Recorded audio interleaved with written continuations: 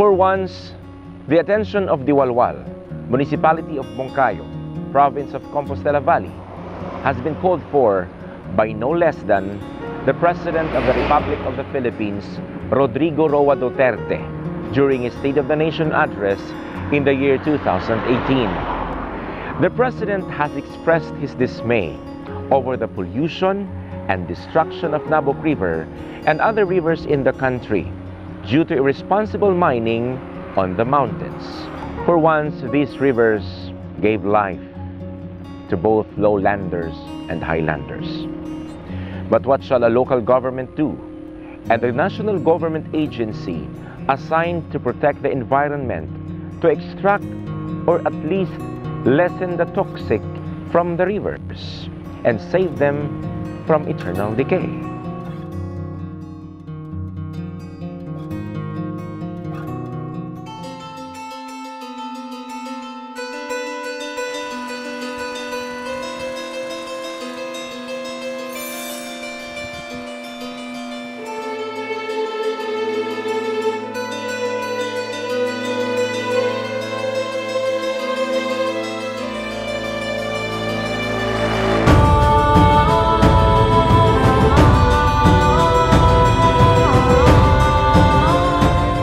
In our rivers, it's all contaminated, and the color is not even brown or purple or white. It's black. You want to see it? I will invite you. We can go to the Walwal and the other mining area,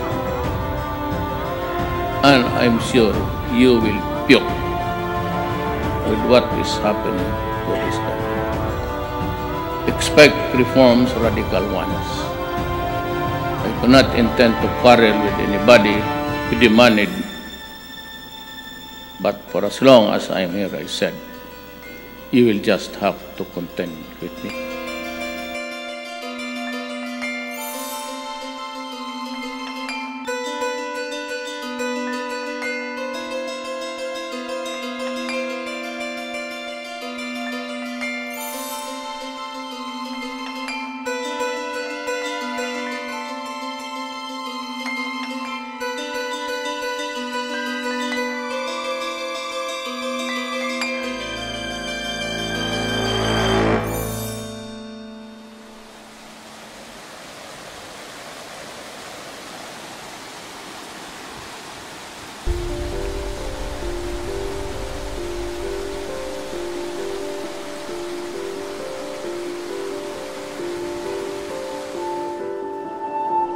Kauban ako nga minaog dinhi sa Nabok River, mao si Barangay Kagawad, Joji Hintapa, sa Barangay Nabok, Moncayo, Compostela Valley Province. Tuyo namo, mao si Noli Hulpa, mag-uuma.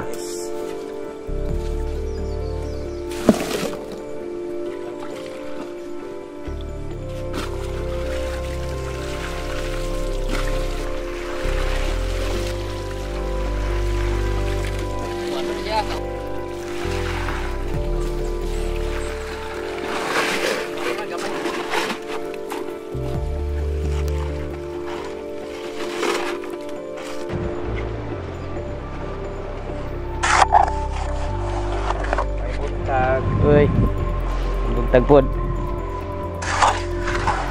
Saan mo trabaho ya? Ah, Saan mo trabaho? wis ra man ni wis. West sa Dire sa Pak sa Nabok mo ra man ni kuha na. so sa man atong ginakuha dire. Bulawan. Abulawan. O saan mo? O saan mo ayakon? Kapag humana ko ani og karga ning mga tambon, clean upon ko man ni. Clean up ra po na ko ani pala. Na makita ng Bulawan. Ah, saan mo makita? Dire na sa pala, ini clean up na. Di pa nanita rin, imo hindi ayat no, imo man ang butangan tubig. Oo. Tapos, Darang Bulawan ani diri sa Lawanit, nagpilit. Pero, pero di lang siya makita kay baga mangmargaha. gani hanto dire. Oo. Aso pa matuod nga. Naa di Bulawan diri sa sapa. Ana.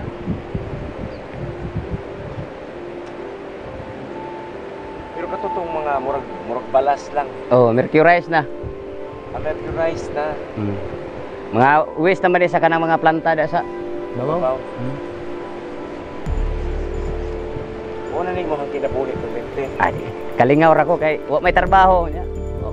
Kapoy man kay maglingkod-lingkod ng payag. Na ako man ni diri. Ana kay uma. Oh, ako man ni sagingan. Kapoy man kay maglingkod-lingkod sa payag may trabaho ko karon. Lingaw-lingaw ko diri sa pa. Pamasin niya na atay makuha. Aw, naa man gyud. Naa gyud eh. Ana oy. Pila ka tuig na ka naglingaw-lingaw ani? Taon-taon na oy. Kanang magbaha mo man amo ay kuan.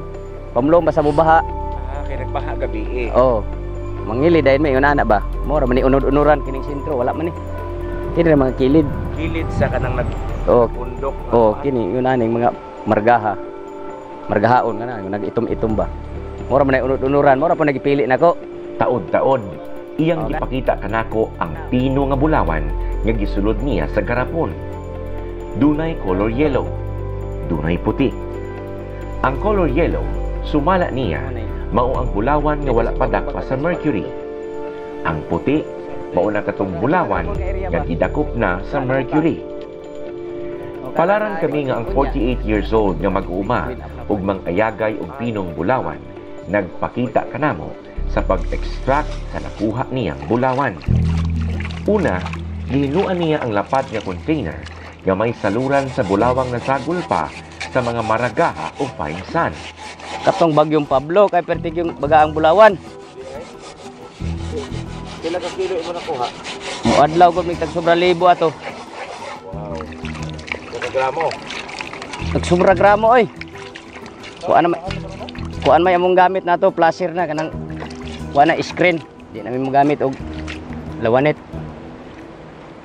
Human mahinlo ang karahay, ginahinay na niya kuha ang mga maragaha gikan sa lawanit.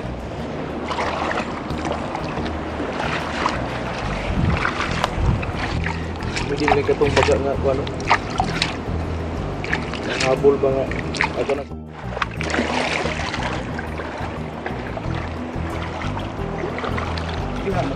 Gikuha niya ang pala. Dayon, gisalura niya kini sa mga maragaha nga nasagulan sa pinong bulawan. Dayon, iyang giayag ang mga balas nga may sagol pang tubig.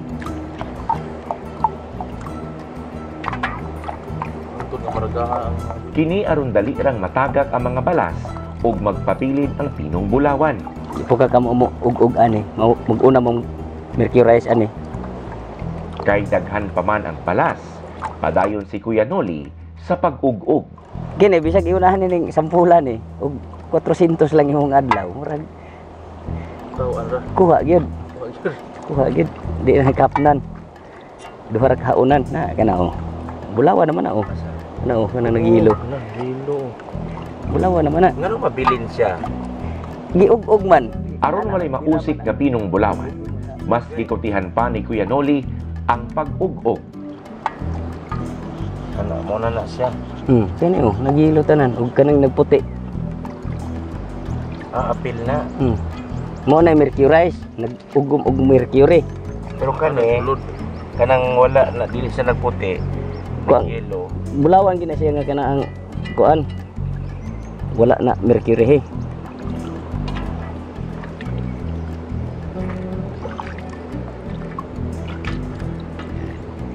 Ana diha, ako gyud mabuha na.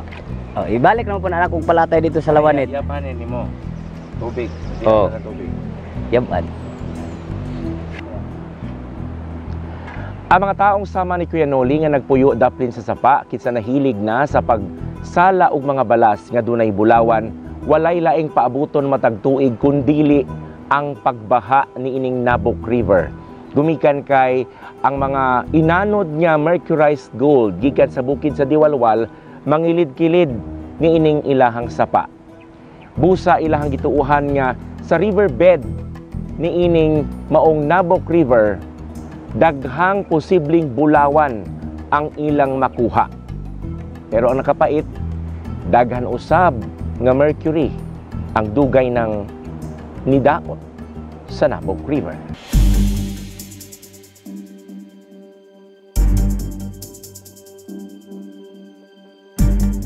kuanon jud ni. Kanang kibali plasiron jud ba kaning iabot jud sa kanang real gani nga bato para sa nato nga mga bato, ibidrak siya. Sa bedrock yun sa ubos pa. Oh, lawmon jud siya. Naandag ko. Dito na si babaw, namlaser mi si babaw. Makapunit man mi og tag medya gramo, isa ka buok. Isa ka buok? Oh, isa ka buok, medya gramo. Tag kuan gyud ta ba? Mura na siya bato.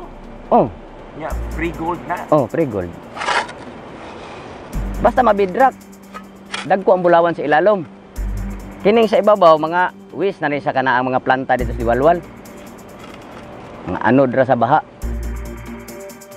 Taliwala sa akong pagkikinabi kang Kuya Noli, miagi ang tigulang nga residente sa Barangay Nabok, si Tatay Lucio Mistola, 71 years old. Alang kaniya, dihang wala pa miagas padulong sa Nabok River ang mga contaminants sama sa mercury.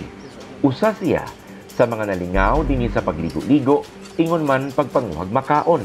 Tung niabot ka diri in 1955, 14 anyos ka. Unsay dagway sa Nabok River? Ay, gwapo kayong Nabok River. Kompleto pa watershed. Kana na napita diha, lawaan man na diha, dagko pa. Nindot kayo ang tubig diri. Nindot. Kaliguanan man yung mga tag San Juan. Dismayado ang maong tigulang. Tungod dili na niya mahimo karon ang kaniadto makalingaw nilang aktibidad sa sapa. Abinin mo, konti na ang tubig. Maayo man unta. Pero kini panahon na karon, dili maayo ni ang kuan diri kay di kagid naman gani ko diri gumikan aning hugar sa Diwalwal. Ang Diwalwal gi unahon kuan. Nga may ibalhin ang mga tao diha. O, gikagid ka, asa man ka gikagid, napita.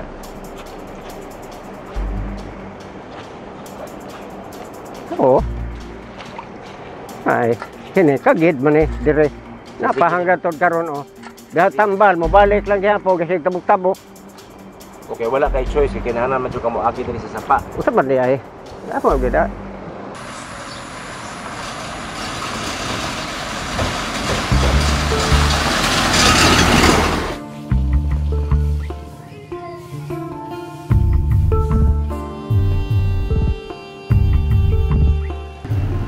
Pagsugod nga napulyot ang Nabok River may 90s na. Ana kay nagsugod na og tukod ang mga tao dito og kanang bulmilan, nagsugod na gamit og mercury, pero wala pay cyanide ato nga time. Diha naman na nagkuha ng cyanide katong dagko na nga planta ang nag-operate.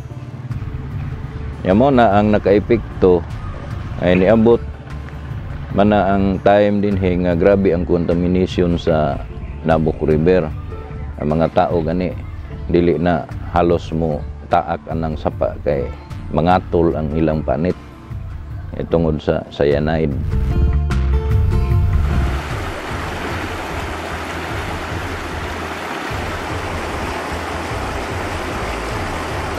Ang source ng mercury na sa itaas.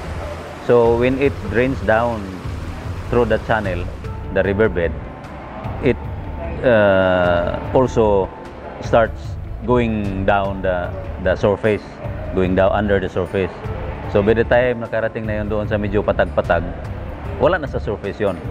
Kung nandoon ka na sa medyo mababang lugar, sa malapit sa bukana, most likely yung mercury wala na sa surface, nasa baba na yon, sa ilalim ng mga materials. Oh. So okay lang mag-cross. So okay lang mag-cross pero mas better na safety ka. Naa sa 24 kilometers ang stretch sa gitas-on sa Nabok River gikan sa source ni ini padulong sa bukana. Ug base sa data sa Barangay Nabok, 5 ka lugar ang apektado sa siltation ug pollution.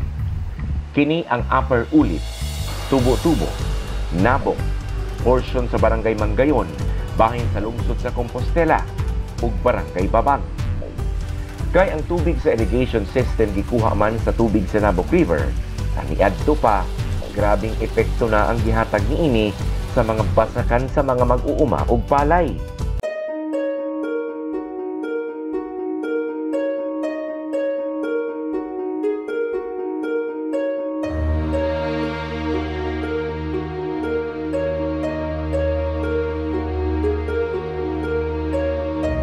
mugahi siya ang kuan, mugahi ang lapok, mugahi siya, bantok siya. Siyempre among humay dili ka tubo. Di ka sipak, di ka nagko. Mo nang ipik sa kuan. Uwis. Tungod niini, ang 23 katuig ng residente sa Barangay Nabok magdugang gayud kanunay og abono sa ilang tanom aron masigurong mulahutay hangtod sa ting-ani ang ilang gitanom nga palay. Nama income di man yung way tabo nga, way income nama income pero mag-additional lang may abono. Kita na abono sa una. O sa sekretarya. Kuan. Unom, mahiwo ni mong 8. Parang kay kuan naman ang yuta ning Bagtok. kuan bagtok na niya. Wala na tambok ang yuta ba. Gawas sa suliran sa mga produkto sa uma, nasuta usab sa gobyerno ang mga sulirang pwedeng masinati sa tao tungod sa contamination sa tubig. Tuig 2012, sumala ni Kapitan Caballero, ang health official sa lungsod sa Moncayo, ingon man probinsya, nagkuhag blood sample sa mga taong nagpuyo o nagtrabaho duol sa Nabok River. Na ganito yung barangay official na positive na siya sa kuan sa nanay mercury ihan dugo. Mga kahayupan din kantong mga karabaw nga naa sa kinanglan og tubig gikan Nabok River nagi yero diri nga daghang kayong karabaw nga nangamatay nya kanang moinom sa tubig diha nga magkaluya nya pag kuan lata ang sulod sa ginawaan ilahang kuan so ami mo lang gani daan nagid may kuan 7 ka hayop nga karabaw nga namatay.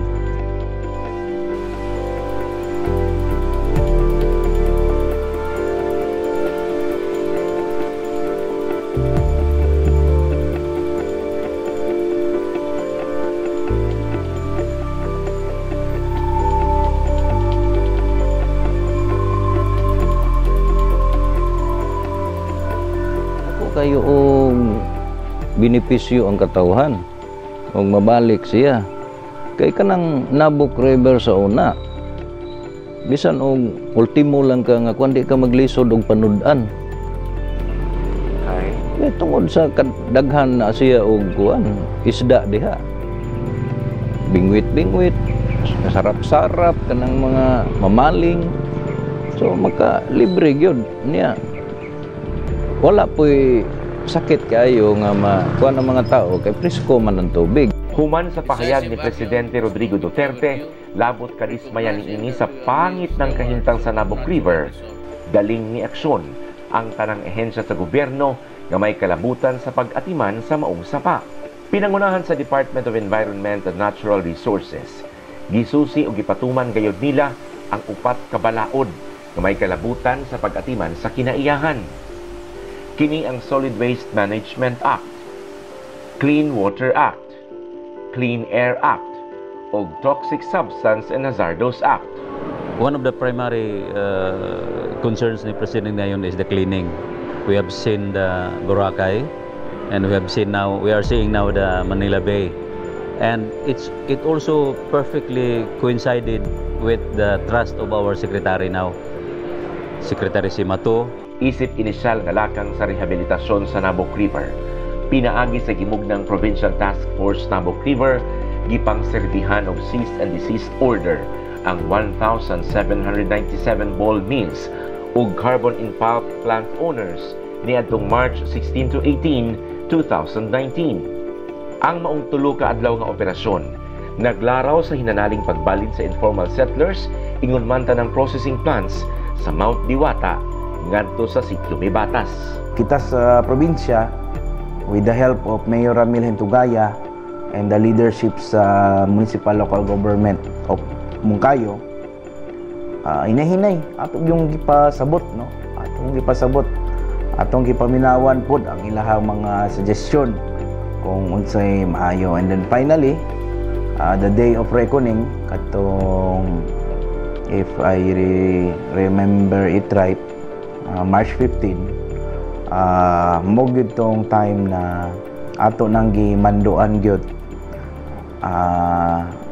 through the office of the MGB o EMB na paundangon na gyud ang mga activities dito sa taas. Ang nakaayo lamang tungod wala nagmagahi ang mga minero sa pagtuman sa mando sa panggamhanan. Nga malipayon pug ko sa ato ang mga small scale miners dito. Kay finally nituman sila and nakasabot sila sa ato ang tumong.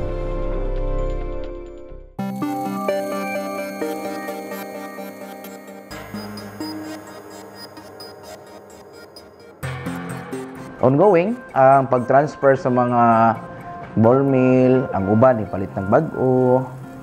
Oo, ang uban kay mas dako na mag-cost ang pag-transfer. Imo pang i-demolish, transfer, karga pa nimo, install na po nimo. So ang uban nagpalit na lang gyud og bag-o kay bag-ong teknolohiya, mas barato, mas gamay ilang cost, no. Ang plano nila i-condemn na lang tong original, no. Pag maka-operate na tong bag-o, condemn na nila tong original.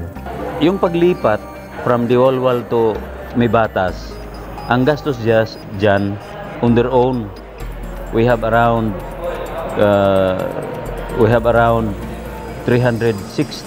if I'm correct the figure, about 360 individual plant owners.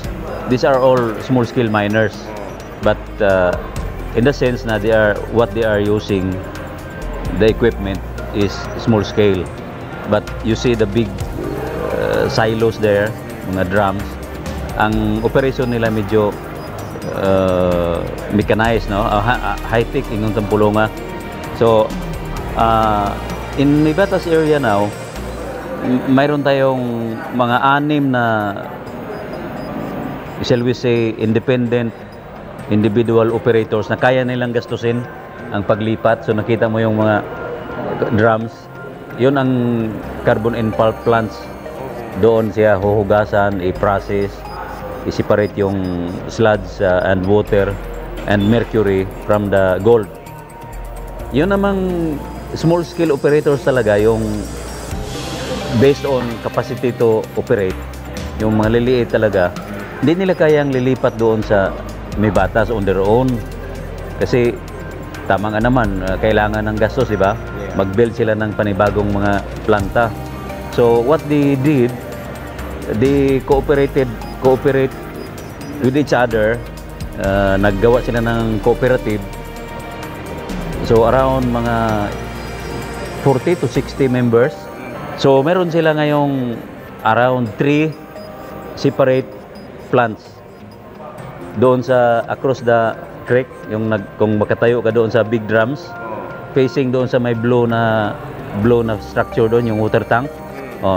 In between there, makita niyo yung scene na wala pang pintal yung atop.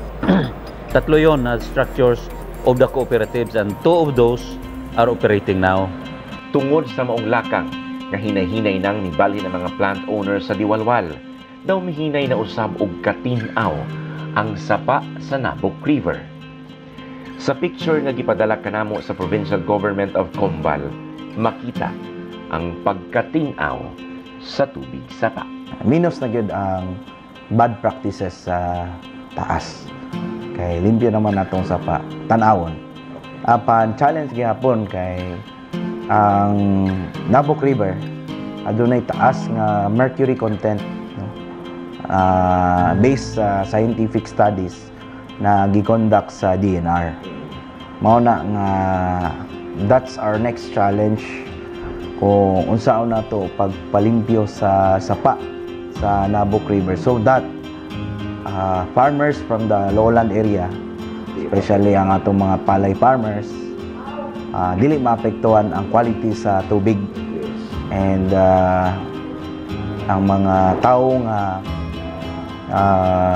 gamiton sa pag-inom ng tubig, safe pod ang kadtong source nato. Current water sampling ng EMB, Environmental Management Bureau, meron ng kunting reduction of some parameters. For example, yung total suspended solids, no, yung nagpa-brown ng river, medyo kumunti na. Kasi wala nang masyadong ano doon sa itaas. In terms of suspended solids, nag-reduce na. Ang mercury, kasi embedded yung mercury, nandoon na sa river. Tapos moving yun, hindi yun stationary. Moving yun through time. So it will go down to Agusan River and down to the sea. I suppose, yes. Yes. Pag totally stop na yung operation doon sa Diwalwal, so wala na talagang imbakan ng effluence ng wastewater doon sa Nabok River. Aron mas madubli pagayod ang kahinog balik sa Nabok River, mas palawman pa nila ang lakang sa restorasyon sa maong sapa. Niadtong July 16, 2019 lamang, ang DENR o ang Provincial Government of Combal nagpinirmahay sa Memorandum of Agreement para sa dredging, quarrying o rehabilitasyon sa Nabok River.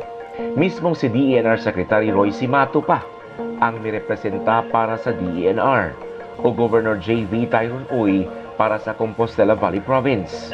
The DENR has, the government through the DENR has given the provincial government of Compostela Valley the authority to lead the dredging, no?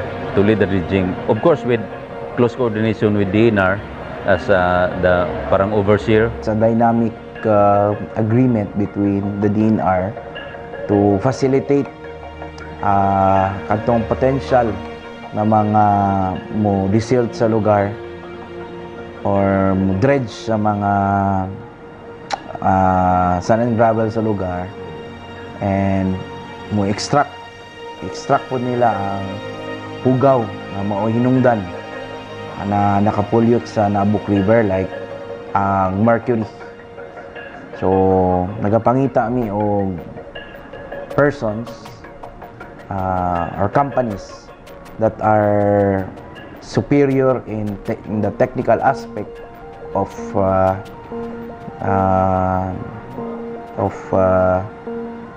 doing the project. When the dredging is ongoing, we also have some activities like mga planting of agroforestry, mga fruit trees. Then we will hire the local inhabitants. Then we will process the materials, then dispose it. Maybe under the sand and gravel law, it is the provincial government that will dispose the sand and gravel materials through a private concessionaire. So pag-dispose niyan, may tax yung provincial government collection that will redound to income for the barangay, munisipyo, and province. Sa kanila lang yun. Plus of course, yung 1% royalty ng IP. Under the sand and gravel law, the authority of the provincial government to issue sand and gravel permit, yung extraction, is only up to 5 hectares. So, yung 60 hectares divided by 5 hectares, they will have around 12 individual concessionaires. And to determine these concessionaires, it's up to the province who are qualified with their qualification standards.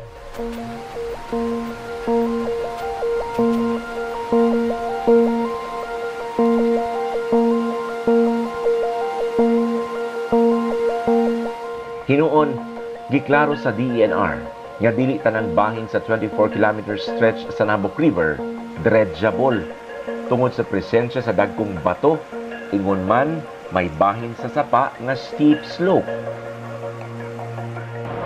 Ang gilawmon sa river, that will be determined by one, the velocity of the water going down, the volume of the water going down, and the expanse of the width of the river.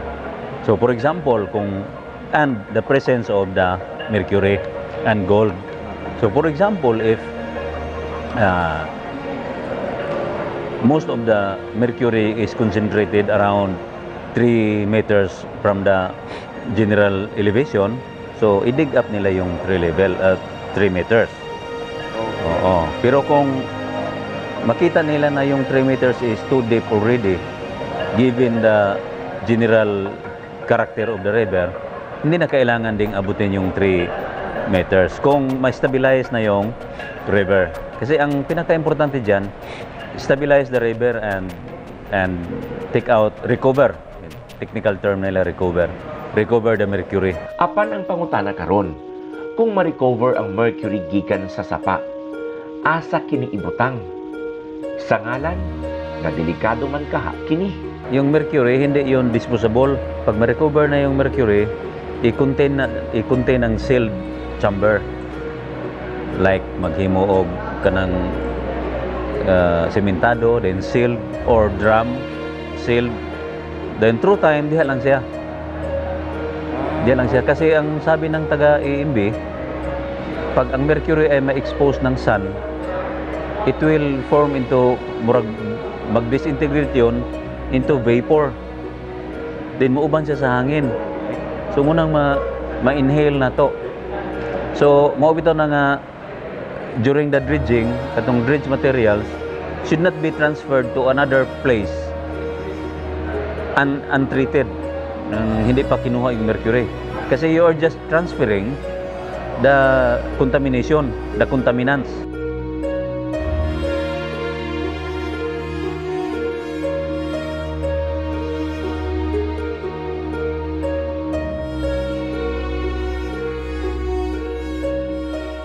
Naingnan kami nga dunay tin-aw og limpyong busay ug sapa nga pwedeng maliguan. Busa, ako ug ang akong team misulay og adto sa maong dapit.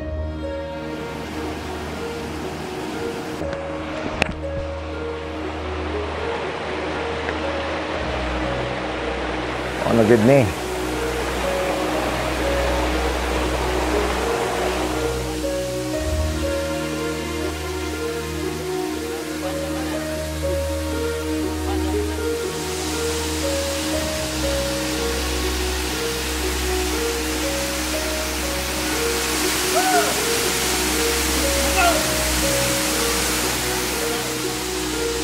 Gitawag kini Maya-Paya Falls. Tingali, kini ang dagway sa sapa nga kaniadto na sinati sa residenteng tigulang nga si Tatay Lucio. Katong panahon nga perti panghinlua, grabe jud ka makaligo sa sapa. Ay, so, dili kay ang taga dinhi lang may mga ligo dire, maabot pa rin taga Davao. Taga Mag-ugpo. Oh, dire. Daghang kay tao dire, tinaw kayo. Kana ka tinawa, so kanapuon pa na. Pero yung kristal dali ang tubig. Mainom daw ang tubig. Pwede kay asa man dai may mag-inom sa una og kuami diha ra man sa tubig sa sapa. Kay wa may dili man tan-aw na limpyo man gyud.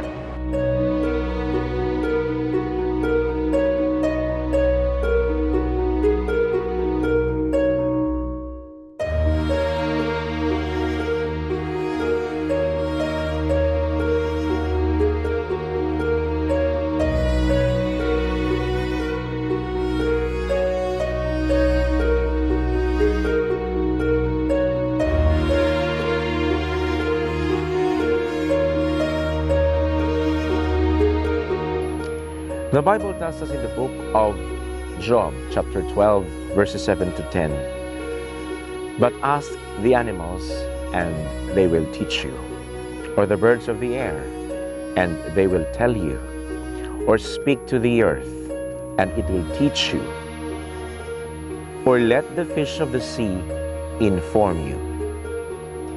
Which of all these does not know that the hand of the Lord has done this?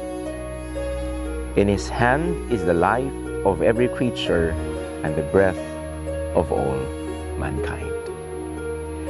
May we find wisdom in everything that we see, may it good or bad, for us to always consider that more than money and gain, the environment given by God to us can best offer us a good life. Friends, thank you for watching this story. To the one true God, the river of life, be all the glory, the honor, and the praise. Please subscribe to my YouTube channel, and please like and follow my Facebook page. And please send us a message on Messenger or to the email address flashed on your screen. This is John Paul Siniel. We listen, we tell, we inspire. This is I, Doki.